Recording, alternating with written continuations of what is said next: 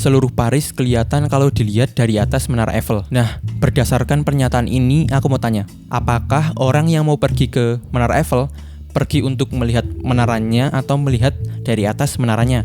Kalau untuk melihat menaranya doang, kenapa? Bukannya orang kalau mau pergi ke sebuah menara pasti untuk melihat dari atas menaranya, ya nggak? Tapi kenyataannya lebih banyak orang yang ke Paris buat melihat Menara Eiffelnya daripada melihat Paris dari atas Menara Eiffel. Nah, jadi sebenarnya apa fungsi Menara Eiffel sampai kita pun bingung tujuan orang ke Menara Eiffel tuh untuk apa? Kalau dilihat dari pertama kali dibangun, fungsi pertama Menara Eiffel adalah sebagai monumen untuk merayakan 1 abad revolusi Prancis dan sebagai gerbang untuk International Exposition tahun 1889. Menara ini juga jadi struktur tertinggi di dunia setelah piramida Giza. Kemudian, tujuan idealis dari pembuat menaranya sendiri, Gustave Eiffel, adalah pertama, untuk menunjukkan keunggulan teknik dan industri Paris. Yang kedua, sebagai simbol masuknya era modern. Namun, sekarang udah 100 tahun berlalu.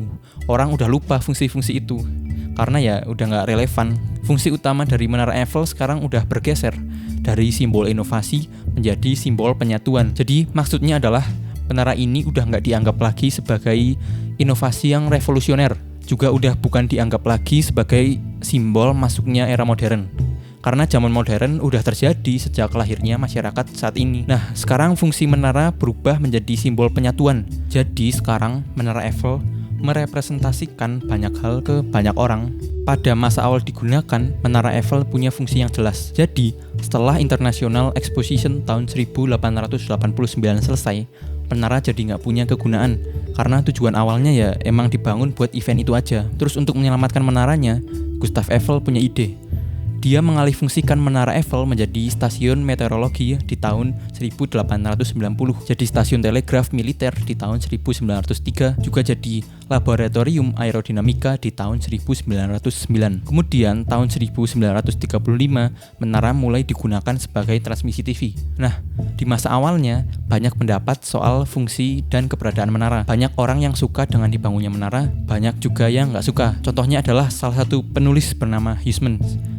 Dia menulis ini, tapi kita Google Translate aja karena aku nggak tahu cara bacanya. La tour Eiffel est vraiment d'une laideur qui déconcerte et elle n'est même pas énorme. Nah itu, langsung ke intinya aja. Intinya, orang yang nggak suka sama Menara Eiffel di zaman itu, argumennya adalah mereka takut kalau menara ini bakal menutupi atau bahkan merendahkan monumen dan pencapaian arsitektur yang udah ada. Nah, tapi reaksi negatif ini malah justru menandai seberapa radikal dan seberapa modern bentuk Menara Eiffel dibandingkan arsitektur konvensional. Oleh karena itu, Menara Eiffel menjadi pernyataan bahwa dunia memasuki fase baru di mana logika rasional dan kemajuan mekanik menaklukkan batas-batas tradisi dan imajinasi di zaman itu. Sehingga di zaman itu, Menara Eiffel punya 2 fungsi. Pertama, fungsi praktikalnya sebagai transmisi TV yang tadi itu, laboratorium, stasiun meteorologi, dan lain sebagainya. Lalu yang kedua, fungsi simbolis, yaitu sebagai monumen era modern. Setelah lebih dari 3 dekade berdiri, pandangan ke Menara Eiffel bergeser lagi menjadi ikon romantisme kehidupan Paris, bukan lagi sebagai simbol era modern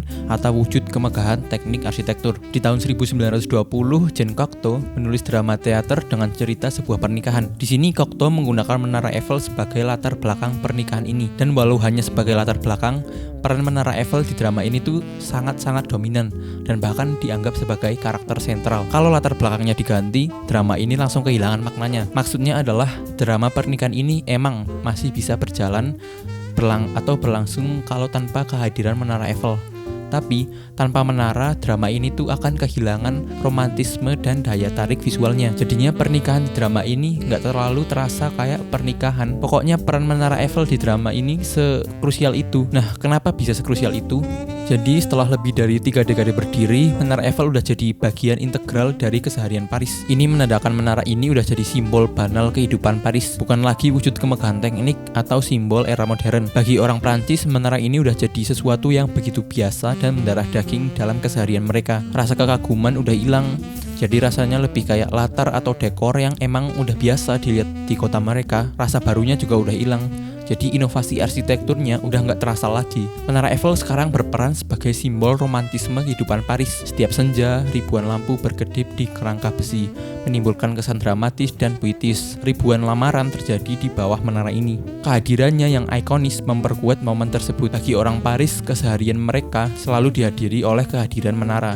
Dari pijakan pagi saat berangkat kerja hingga pijakan terakhir saat pulang kerja, Menara Eiffel adalah kanvas romantisme di jantung Paris. Kemudian sejak 1980, fungsi praktikal Menara Eiffel udah hilang sepenuhnya dan fungsi Menara Eiffel sepenuhnya berubah ke fungsi simbolis. Roland Barthes, seorang filsuf sekaligus penulis, membahas hal ini di esanya. Di sini dia mengatakan kalau menara ini bukan sekedar simbol di area terbatas seperti Menara Eiffel sebagai simbol Paris atau simbol Prancis, tapi Barthes mengatakan menara ini merepresentasikan banyak hal ke banyak orang. Buktinya ada banyak konotasi simbol dari Menara Eiffel. Aku sebutkan beberapa biar kita memahami kalau menara ini mewakili banyak hal. Konotasi simbolis Menara Eiffel antara lain kemajuan industri dan seni, lampu listrik, telepon, kekuatan militer, sentralisasi, persatuan pekerja dan arsitek, modern Paris, energi matematis, dan lain sebagainya. Nah, ini membuat Barthes berpikir kalau Menara Eiffel adalah simbol yang perfect. Coba kita bandingkan dengan menara lain di dalam kota Paris. Menara Eiffel lebih baik daripada Notre Dame atau Arc de Triomphe karena menara ini nggak punya fungsi lain. Inilah yang membuat dia punya banyak konotasi simbolis karena Menara Eiffel nggak punya fungsi apapun. Kita lihat Notre Dame dan Arc de Triomphe. Notre Dame adalah sebuah gereja yang menjadi monumen warisan agama, sedangkan Arc de Triomphe adalah simbol kerajaan dan pertarungannya. Nah, kalau dibandingkan, Menara Eiffel bukan monumen terhadap apapun atau siapapun. Dia nggak punya tujuan praktikal tertentu. Dan menurut Barthes, satu-satunya fungsi asli Menara Eiffel adalah bahwa menara ini udah jadi simbol dari simbol, symbol of the symbol. Barthes menyebut Menara Eiffel sebagai total monumen. Barthes selanjutnya mengatakan kalau menara ini secara fisik dan simbolis dapat diakses oleh semua orang dan memungkinkan setiap individu untuk memilih makna pribadi dari struktur bangunan ini. Dan dia juga menegaskan kalau hanya dengan tidak memiliki fungsi atau menjadi tidak berguna, Menara Eiffel dapat memenuhi peran ini. Menara Eiffel pada kenyataannya adalah the perfect symbol of itself, simbol yang sempurna bagi dirinya sendiri. Jadi itulah fungsi Menara Eiffel sebenarnya. Mulai sekarang, setiap kita ngelihat Menara Eiffel di internet atau kita punya kesempatan ke sana, kita tahu makna sebenarnya dari Menara Eiffel. Kita mungkin nggak familiar sama sejarah Prancis atau Paris, tapi Menara Eiffel punya daya tarik yang menyatukan semua orang di seluruh dunia. Oke, gitu dulu aja pembahasan kita kali ini. Kalau kalian mau request bahasa lain, tulis aja di kolom komentar ya. Sekian dari aku, jangan lupa subscribe. See ya.